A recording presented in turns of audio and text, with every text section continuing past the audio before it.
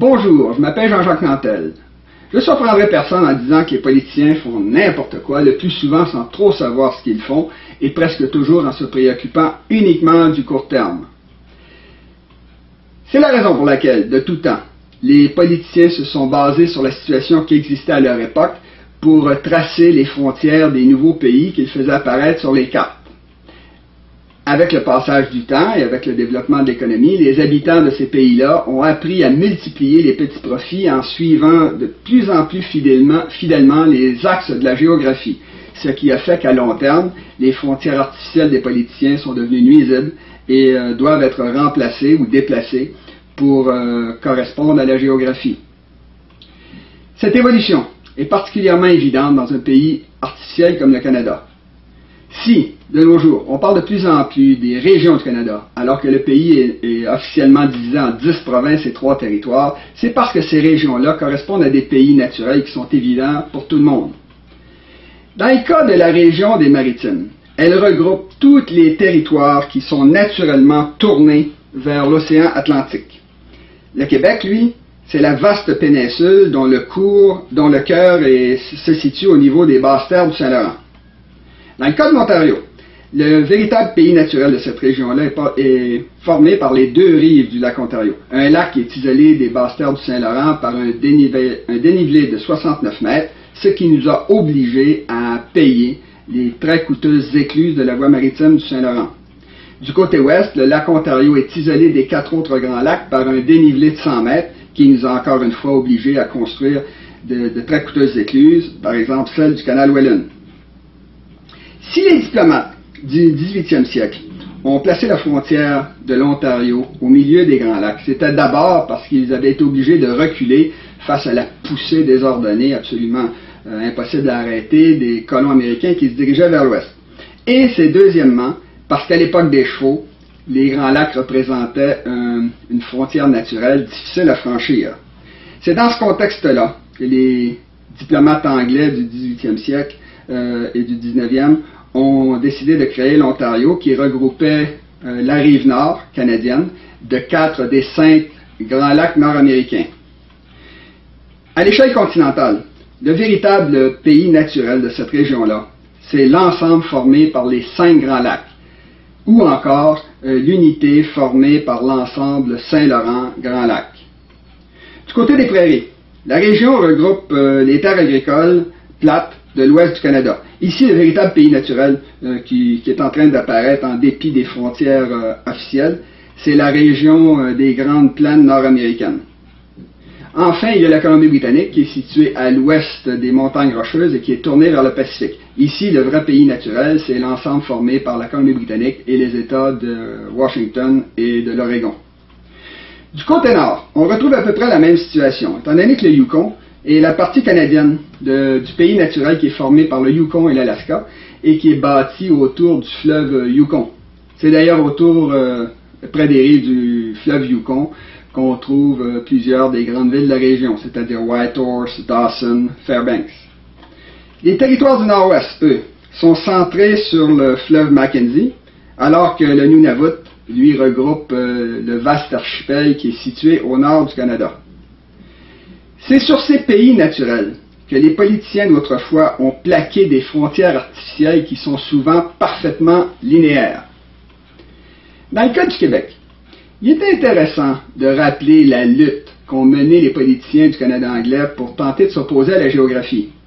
Le Québec est un cas typique d'un pays où la géographie a forcé la main à l'histoire et aux politiciens. Commençons par dire que les frontières du pays naturel qui représente les basses terres du Saint-Laurent passent par la ligne de crête des Laurentides avant de traverser le golfe du Saint-Laurent, qui bien sûr a toujours été vide d'hommes, pour ensuite suivre la ligne de crête des Appalaches, puis celle des Adirondacks, avant de finalement suivre la ligne de crête des collines qui encerclent la moitié des basses terres du Saint-Laurent, qui est présentement située en Ontario. Les basses terres du Saint-Laurent forment un pays tellement naturel qu'il s'y produit un effet de cuvette qui fait converger vers le Saint-Laurent les rivières, les fleuves, les vallées, les routes, les voies ferrées de toute la région. C'est la raison pour laquelle les villes de l'Est ontarien, comme Cornwall, ont une économie qui est tournée beaucoup plus vers Montréal que vers Toronto. Et c'est la même raison qui a fait que les Franco-Ontariens qui vivent sur la rive ouest du fleuve de la rivière Outaouais ont aussi facilement survécu culturellement. Après le traité de Paris de 1763, les Anglais dominaient complètement le continent. Ils pouvaient faire absolument ce qu'ils voulaient. Ce qui ne les a pas empêchés de reconnaître qu'il y avait une différence essentielle entre la Nouvelle-Angleterre, qui était située au sud des Appalaches, l'ancienne Nouvelle-France, qui était située au nord des Appalaches, et l'ancienne Acadie, qui, elle, était tournée vers l'océan Atlantique. Comme la principale zone de contact et de friction entre la Nouvelle-France et la Nouvelle-Angleterre se situait au niveau du lac Champlain, qui représente la principale ouverture de sens nord-sud dans la barrière des Appalaches, c'est de ce côté-là que la première frontière du Québec a été définie sur le 45e parallèle, et ça c'est dès 1774, c'est-à-dire 2 ans avant le début de la guerre d'indépendance des États-Unis. Cette première frontière aberrante parce qu'elle est linéaire, a été officialisée en 1783 avec le traité qui a mis fin à la guerre d'indépendance américaine et qui a permis aux Américains de s'accaparer de toute la rive sud des 5 grands lacs nord-américains. Avec l'immigration massive des loyalistes qui fuyaient les États-Unis pour aller se concentrer de plus en plus en Ontario, une opposition de race est apparue entre eux et les francophones qui habitaient dans le futur Québec. Ce qui a fait que dès 1791, le gouvernement de Londres a décidé de séparer les deux groupes en créant la frontière aberrante qu'on retrouve présentement au sud-ouest du Québec, le long de la rivière Outaouais. Je dis que c'est une frontière aberrante parce que dans son tracé sud, la rivière Outaouais ne se dirige pas dans un sens nord-sud, ce qui en aurait fait une frontière relativement acceptable, mais elle se dirige plutôt dans un sens ouest-est, c'est-à-dire en direction de Montréal. Ce qui a fait que toute la partie ouest des basses-terres du Saint-Laurent, qui était située au sud de l'Outaouais, ont été artificiellement confiées à l'Ontario. Après la révolte noyée dans le sang, celle des patriotes de 1837 et 1838, le gouvernement de Londres a décidé d'en finir avec le peuple québécois et de le détruire, en ordonnant la réunion des deux Canada, du Bas et du Haut-Canada, c'est-à-dire en faisant disparaître notre frontière sud-ouest sur l'Outaouais. Alors qu'une frontière disparaissait à l'ouest, 2 autres apparaissaient à l'est. La première est apparue après le conflit qui a opposé les habitants du Maine aux habitants du Nouveau-Brunswick, qu'on a appelé la guerre de Aroostook, et qui a abouti en 1842 à la signature d'un traité qui définissait la frontière internationale entre le Québec et le Maine à travers les Appalaches. 9 ans plus tard, en 1851, le gouvernement de Londres décidait du tracé actuel, plus ou moins rectiligne, de la frontière qui sépare le Nouveau-Brunswick du Québec. Du côté ouest, la tentative d'ethnocide contre les Québécois a été un échec complet, et principalement parce que nos parlementaires dans le Canada uni faisaient tout ce qu'ils pouvaient pour saboter les développements. En 1867, les Canadiens anglais ont donc accepté leur échec dans ce domaine-là, et ont simplement accepté de créer la Confédération canadienne qui créait la province du Québec et la province de l'Ontario et qui ramenait en vie la frontière sud-ouest du Québec qui passe sur l'Outaouais. Cette décision, même si elle était arbitraire, était quand même habile de la part du Canada anglais, étant donné qu'après les massacres de 1837-1838 et la tentative de génocide qui avait suivi, il y avait beaucoup de ressentiment parmi les francophones du Canada. Le principe de la Confédération canadienne consistait donc à laisser les Québécois gérer leurs propres affaires, tout ce qui les touchait de près, tout en laissant au gouvernement fédéral toutes les affaires interprovinciales et internationales. C'était habile étant donné que ça permettait au gouvernement fédéral de se faire de moins en moins visible tout en continuant à contrôler toutes les communications qui traversaient le Québec, c'est-à-dire le fleuve Saint-Laurent, les routes, les canaux, les chemins de fer, etc.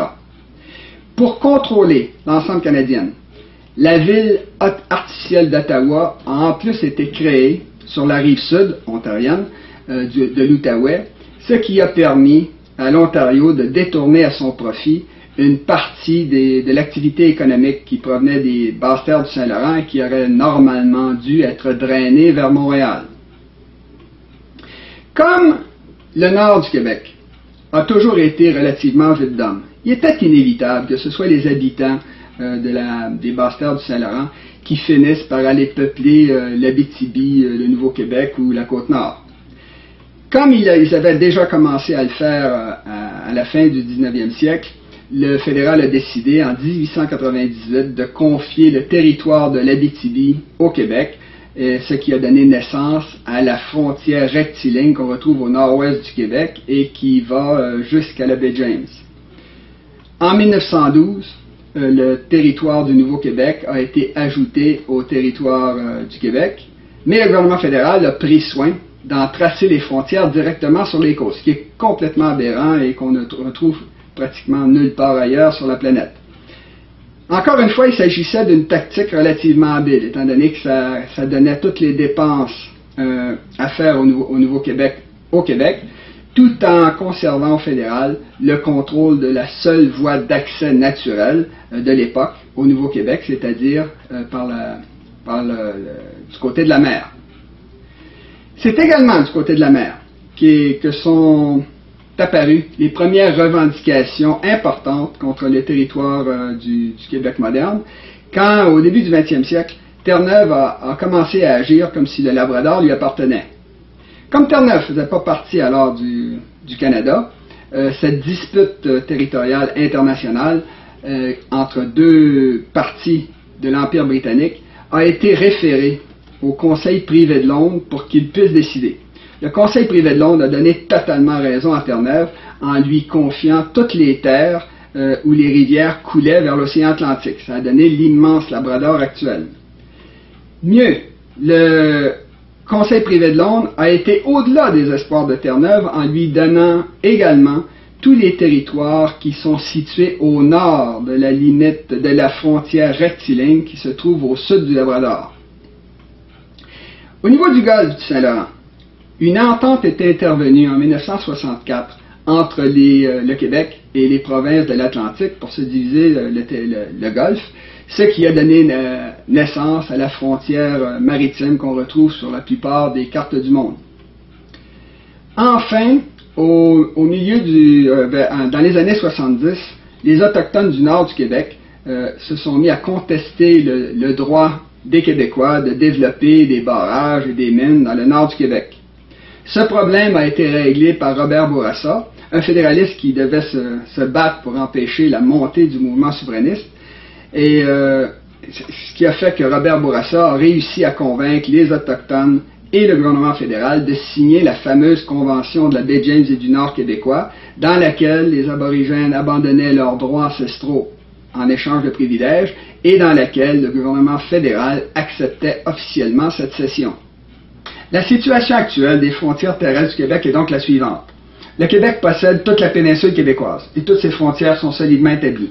La seule qui, selon certains experts, pourrait être contestée, et encore ce sera l'avantage du Québec, c'est la frontière linéaire qui se trouve au sud du Labrador, étant donné qu'au nord de cette frontière-là, il y a des territoires qui ont été concédés à Terre-Neuve alors qu'elle ne les demandait pas.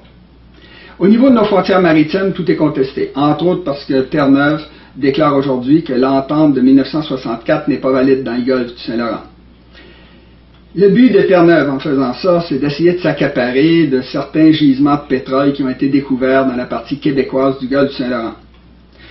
Ça, c'est la situation du Québec, c'est le reste dans le Canada. Si par contre le Québec devient souverain, tout change, étant donné que la loi internationale lui garantit, comme à tous les pays du monde, qu'il possédera alors une zone économique marine exclusive de 200 000 marins qui commencerait à ses côtes.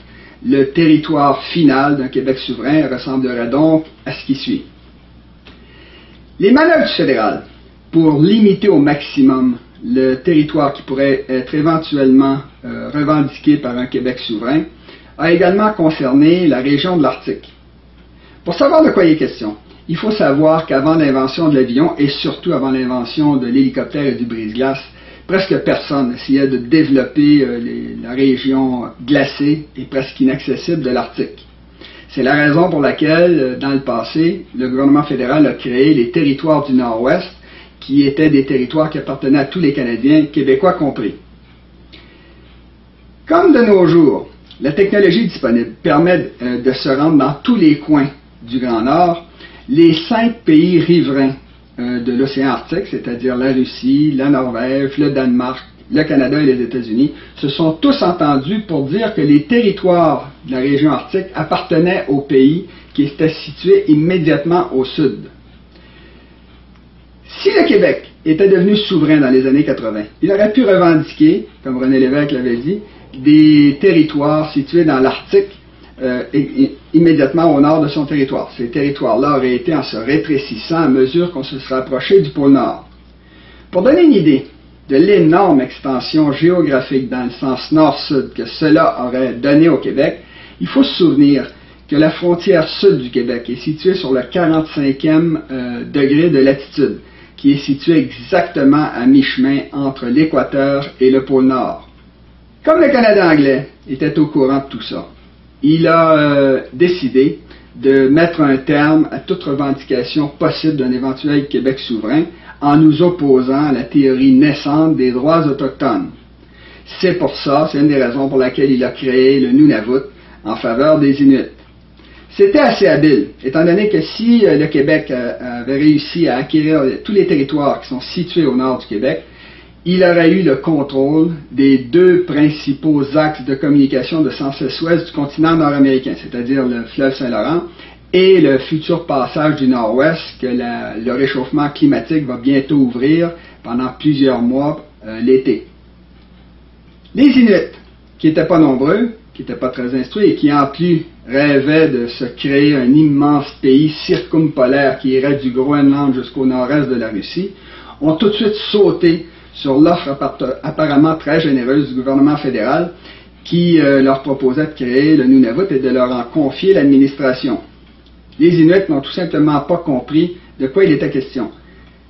Parce que les frontières du Nunavut ont été tracées beaucoup plus pour servir les intérêts du Canada que ceux des Inuits. Comme on l'a dit, le concept géographique du Nunavut, c'est l'ensemble de l'archipel qui est situé au nord du Canada.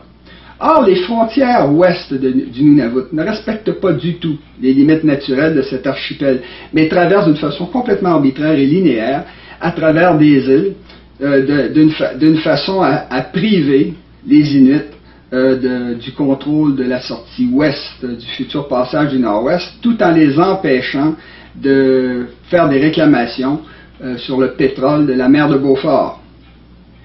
Les frontières sud-ouest du Nunavut sont tout aussi arbitraires et linéaires. Elles se terminent d'ailleurs à un point quadruple, au milieu de nulle part. Un point quadruple, c'est un point où se rencontre le territoire de 4 États différents. C'est tellement instable qu'on n'en rencontre à peu près jamais sur les cartes du monde. Du côté est et sud-est, le fédéral a continué à servir ses intérêts en donnant au Nunavut toutes les îles de l'Ungava, de la baie James, de la baie d'Hudson et même les îles de la baie James qui sont situées à plus de 1000 km du territoire inuit. Tout ça dans l'espoir assez futile d'en priver un éventuel Québec souverain. Au point de vue géographique, le Nunavut est assez mal foutu. C'est un pays de très basse énergie, au sol gelé en permanence. Il n'y a pas d'arbres et les animaux y sont rares et très dispersés. Pendant plusieurs mois par année, c'est également un pays sans chaleur et sans eau, sans lumière et sans couleur. Tout est blanc ou sombre. Ces différentes caractéristiques du territoire ont eu d'énormes conséquences sur la culture traditionnelle des Inuits et ceux qui vivent au Nunavut ou ailleurs. Parce que le Grand Nord possède des ressources très limitées, notamment au point de vue alimentaire, les Inuits étaient obligés de se déplacer continuellement pour se nourrir. C'étaient des nomades, ou au mieux des semi-nomades, qui s'éloignaient jamais beaucoup de la ligne de côte, c'est-à-dire de cette limite entre 2 écosystèmes que les géographes appellent un écotone, et où les êtres vivants peuvent survivre plus facilement en se servant des ressources de 2 milieux différents.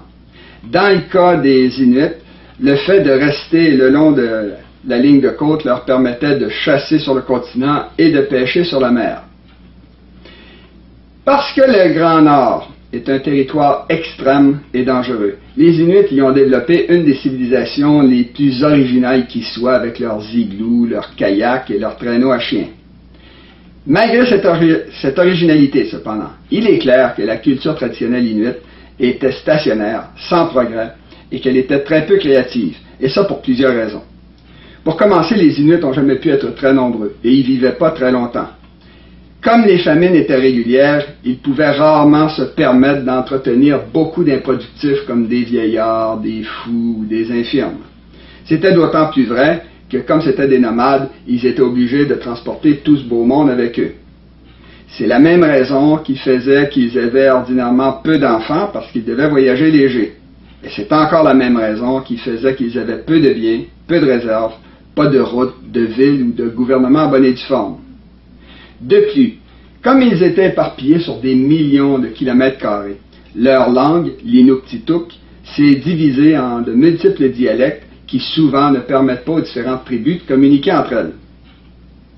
C'est avec une culture aussi limitée que les Inuits ont dû faire face à l'arrivée massive et soudaine de la civilisation occidentale avec sa médecine efficace, ses produits et sa nourriture d'une variété infinie, et surtout avec ses distractions fascinantes, qu'on songe au cinéma, à la musique ou aux jeux vidéo. Dès l'arrivée de la civilisation occidentale dans le Grand Nord, les Inuits se sont tout de suite rendus compte que les Blancs vivaient beaucoup mieux et beaucoup plus facilement qu'eux. Or, ce genre de constatation marque toujours le début de la fin pour une culture traditionnelle. Quand les premiers postes de traite se sont installés dans le Grand Nord, les Inuits, qui étaient des survivants, ont vite appris à augmenter leurs chances de survie en restant toujours en contact avec ces postes de traite-là. Peu à peu, ils ont appris à vivre dans des villages. Or, comme je l'ai montré dans ma vidéo numéro 19, les peuples avancés ont tous passé à peu près par les mêmes étapes de développement. La première de ces étapes-là, c'est l'étape du nomadisme, où les êtres humains s'éparpillent sur un vaste pays vide pour s'y adapter et le peupler. La deuxième étape, c'est quand la découverte et le développement de l'agriculture amènent beaucoup de ces nomades-là à se sédentariser, souvent le long de rivières, où il y a des terres plates et beaucoup d'eau pour pouvoir faire de l'agriculture. Par la suite, avec le développement de la technologie et l'augmentation de la population, les différentes peuplades agricoles rentrent en contact pour créer des nations, etc. Dans le cas des Inuits, leur installation dans des villages n'a pas été le résultat de leur découverte de l'agriculture, mais plutôt de l'arrivée massive de la civilisation occidentale. Comme l'agriculture est impossible dans le Grand Nord, la sédentarisation des Inuits les a fait passer en une ou deux générations d'une autonomie totale à une dépendance extrême. Or, cette dépendance extrême ne risque pas de disparaître, étant donné que pour la première fois, les Inuits qui vivent dans des villages peuvent se permettre de laisser survivre tous leurs enfants. Ce qui fait qu'ils sont aujourd'hui devenus beaucoup trop nombreux pour pouvoir retourner à leur mode de vie traditionnel. Il n'y a tout simplement pas assez de belugas et de phoques dans le Grand Nord pour nourrir la population croissante des Inuits actuels. Autrement dit, leur croissance démographique actuelle leur a beaucoup plus nui qu'elle les a aidés, notamment en leur faisant croire qu'ils allaient pouvoir peupler par eux-mêmes l'immense Nunavut qu'on venait de leur confier. Or, ce peuplement du Nunavut par les Inuits ne risque pas de se produire pour plusieurs raisons. Pour commencer, le taux de fécondité des aborigènes en Amérique du Nord est un des plus bas de tout le continent. Et ça va finalement, tôt ou tard, influencer les femmes inuites qui sont en contact régulier avec les autres autochtones du continent. De plus, l'effondrement démographique est une conséquence inévitable pour un peuple comme les Inuits qui reçoivent des grandes quantités d'argent sans avoir à travailler. Comme les Inuits ont reçu énormément de richesses à la suite des traités modernes, très généreux traités modernes qu'ils ont signés avec les pays occidentaux, ils sont déjà entrés en décadence. Les Inuits n'ont tout simplement pas eu le temps de développer des anticorps sociaux que beaucoup de gens dans le Sud ont développés contre les tentations du monde moderne. La liste des problèmes sociaux des populations inuites est sans fin. Il y a le chômage chronique. Les hommes se sentent de plus en plus inutiles parce qu'ils ont arrêté d'être des chasseurs. Il y a donc des problèmes de dépression, de suicide massif. il y a de la violence conjugale, il y a des problèmes d'obésité, des problèmes de diabète, des problèmes de maux d'oreille, de myopie, sans parler de l'immense pollution qui est créée par une population qui a commencé à consommer beaucoup plus que n'importe qui d'autre, notamment en surchauffant ses maisons. Du côté des jeunes, la situation est encore pire, étant donné qu'ils ont été déboussolés par les plaisirs faciles qui sont offerts par une civilisation industrielle qu'ils ne comprennent pas. La plupart des jeunes ont plus ou moins abandonné leur culture traditionnelle sans avoir été capables d'assimiler toute la culture avec des montres, avec des horaires de la civilisation industrielle. La plupart des jeunes décrochent de l'école bien avant d'être devenus des ingénieurs et les médecins dont leur peuple aurait besoin pour se développer. Autrement dit, les Inuits sont devenus beaucoup trop nombreux pour pouvoir retourner à leur vie traditionnelle et pas assez nombreux pour être capables de développer une civilisation industrielle autonome. Pour ce qui est de la renaissance actuelle de la culture inuite, elle est partielle et artificielle, étant donné qu'elle est lourdement subventionnée. Ce qui en reste, c'est pour l'essentiel toute la partie facile et agréable, par exemple la tradition de la saison de la chasse, ou ce qui peut être facilement vendu aux touristes ou aux magasins d'artisanat. Toute la culture de survivants qui formait autrefois le cœur de la civilisation inuite est en train d'être oubliée à jamais. C'est dans ce contexte de déclin généralisé que va commencer l'invasion de dizaines de milliers de Canadiens anglais qui vont venir mettre le territoire en valeur. Étant donné que le Nunavut ne possède aucun axe de communication naturel comme le fleuve Mackenzie ou le fleuve Saint-Laurent par exemple, c'est donc autour du futur passage du Nord-Ouest que vont être construits les camps de l'armée canadienne, les postes de ravitaillement ou les ports d'exportation du minerai ou du pétrole qu'on découvrira dans la région. Étant donné que le Nunavut ne compte que 32 000 habitants, donc 80% d'Inuits, ça ne prendra pas de temps avant que les Canadiens anglais ne deviennent majoritaires sur le territoire. Quand ça se sera produit, les ressources du Nunavut seront perdues aussi bien pour les Inuits que pour les Québécois. On le voit, le Canada anglais a fait un très bon travail pour limiter au maximum le territoire qu'un Québec souverain pourrait éventuellement revendiquer. De nos jours, ils y ont même ajouté des menaces de guerre de partition. Il s'agit bel et bien de menaces de guerre. Beaucoup de Québécois s'imaginent que la partition, c'est seulement quelques villages dans la région d'Ottawa. C'est pas ça du tout. La partition, c'est tout l'ouest du Québec, tout le nord du Québec, tout l'est, tout le sud du Québec, plus la voie maritime, avec 1 mille de chaque côté, plus les rivières, les fleuves, les parcs nationaux fédéraux, les territoires indiens. Juste ça, c'est déjà 100% du territoire du Québec. Et la liste se continue comme ça à l'infini. Si le Canada anglais nous menacent de partition, c'est pas parce que c'est possible, la loi internationale l'interdit, c'est parce qu'ils veulent faire peur à nos peureux pour qu'ils votent non au référendum. Étant donné que le Québec traite beaucoup mieux ses minorités que le Canada anglais, on peut être sûr que dès la victoire du oui à un référendum, le Canada anglais va abandonner cet axe d'attaque contre le Québec, étant donné que les Canadiens anglais vont avoir peur d'être obligés de donner beaucoup de nouveaux droits et surtout beaucoup plus d'argent aux Autochtones de tout le reste du Canada. Autrement dit, le Canada anglais qui défend la thèse de la partition est beaucoup plus menacé par ses conséquences que peut l'être le Québec qui, lui, s'appuie sur la loi internationale. J'ajouterai pour terminer que pour l'immense majorité des Canadiens anglais, les Québécois sont très loin alors que les Autochtones sont tout proches. Comme d'habitude, je vais vous demander votre aide pour distribuer largement cette vidéo autour de vous. À la prochaine!